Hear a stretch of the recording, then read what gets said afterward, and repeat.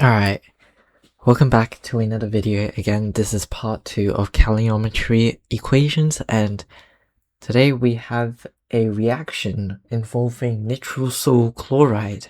And we're given intermediate equations, and we're also given the entropy values of nitrile chloride and its components. And we're asked to determine spontaneity. So, what does spontaneity even mean? It means that the reaction, if a spontaneous reaction will occur when it does not require a specific input of energy for a reaction to proceed under specific conditions. So for example, in a galvanic cell, it is spontaneous or not. It can be spontaneous or non-spontaneous dependent on the E value, which means it does not require a continuous input of energy. And we've been asked to find this at 298.15 Kelvin,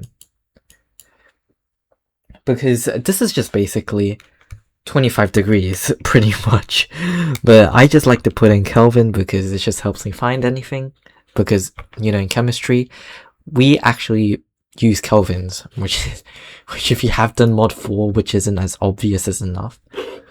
Okay, so let's get started. Let's label intermediate equations. I'm going to use Hess's law here because I find that there's a reaction here, and to determine spontaneity, I think we need to use a change in enthalpy and a change in entropy of the system. So what can I see here? To get this reaction, I feel like we don't need to reverse this, but we may need to reverse this reaction here in order to get the final equation. So that's what I'm going to do. So I'm going to do 1 times equation 1, which is this, times by -1, yep, to meet the final equation, and this gives us 2NO2 gas, 2NO gas, plus O2 gas. So the reason why this works is because when you're timesing by -1, it involves a reversal in the reaction. For example, in the energy profile diagram, an exothermic reaction would just be this. I mean, endothermic, but then an exothermic reaction would be just the flip of that, right? It's kind of the same thing, but this time we're just flipping the enthalpy value. So now it just becomes 144.2 kilojoules per mole, which is this. So this is what we mean by flipping the value of equation 1. And I say equation 2, leave as is, because I don't think you need to do anything to it.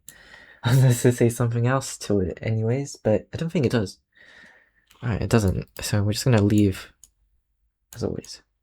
Cl2, nope, no, don't do that. It's Cl gas plus O2 gas, plus 2NO2 gas. Again, don't know why it's so many gases. Maybe this is an enthalpy formation. Yep, gas. Just making sure I'm remembering it properly, and then CO2 gas. 2 gas, right? And since we didn't change it, change in enthalpy would just stay the same because we left as is. I mean, simple enough, right?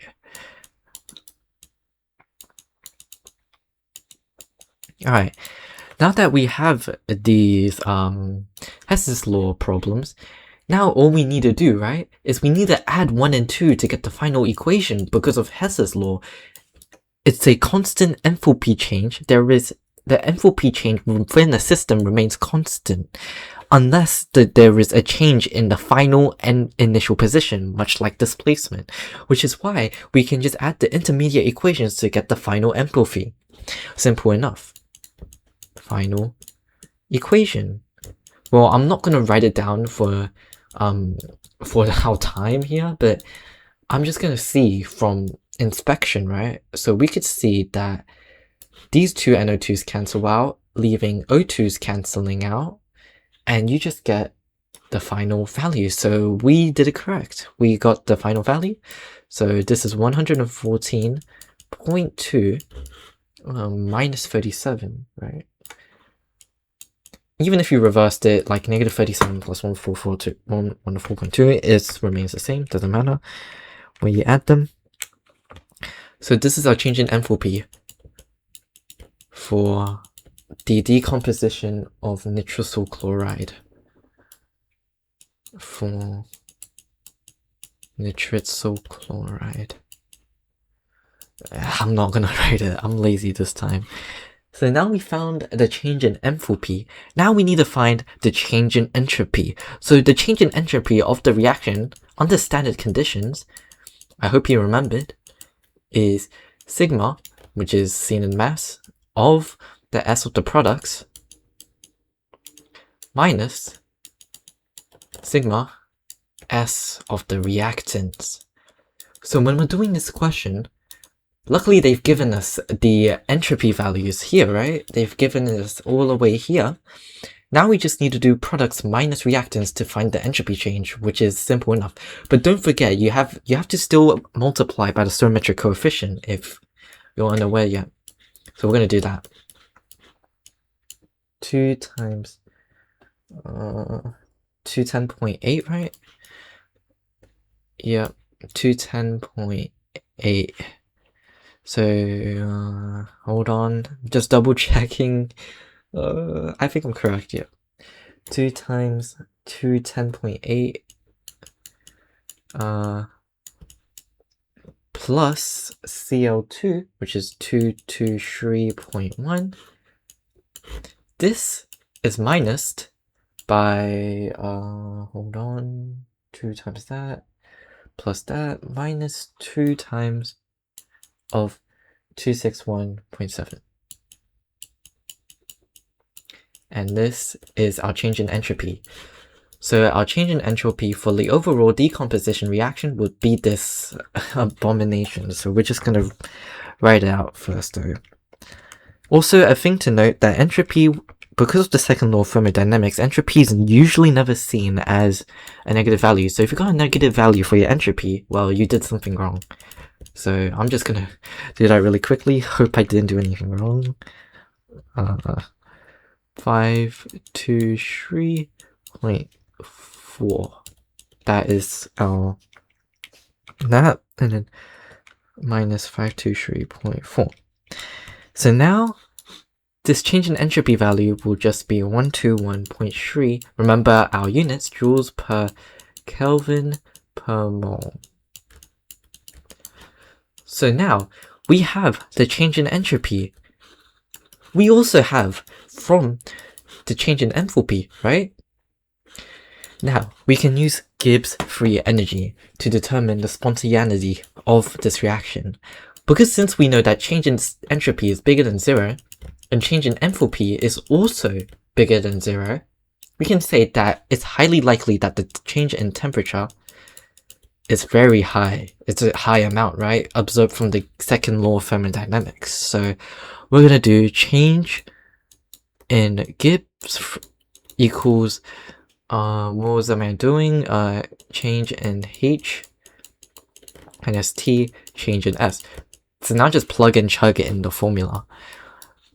So we have change in enthalpy, 77.2, is it? Yep, 77.2 minus T, yeah, so what's T? Always in kelvins, remember?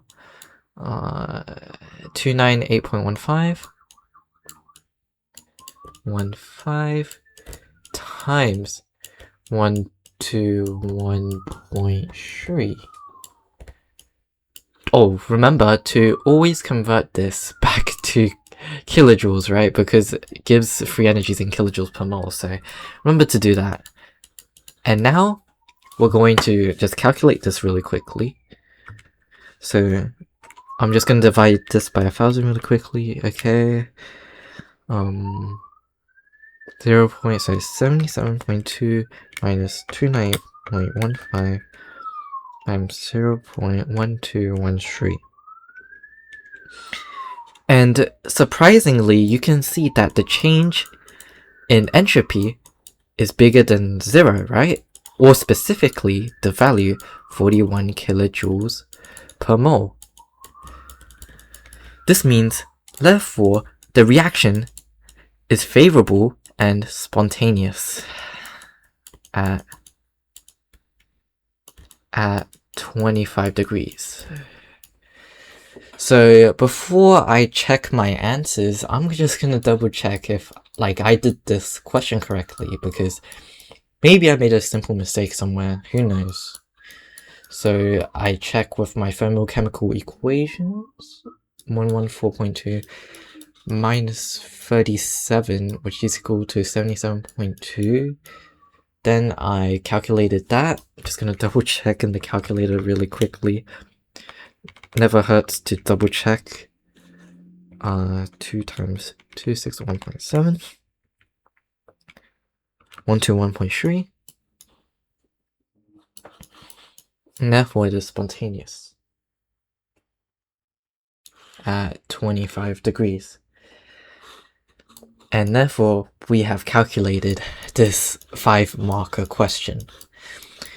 So my thoughts on this equation in this module 4 concept is that before, this was tested in my tutoring exam, and I was like, what am I even looking at? And now that I've seen how second law of thermodynamics work, first law of thermodynamics, Hess's law, entropy change, spontaneity, and combining all these concepts together gives you a really beautiful value, and it tells us a lot about our universe. And I think that's a thing to take away from module 4, that it doesn't just connect to what we're just studying on a piece of paper, it also connects to the universe, the surroundings, how we interact, how certain objects interact with each other. For example, Q system, Q surroundings, thermodynamics, etc., etc. So I hope you enjoyed.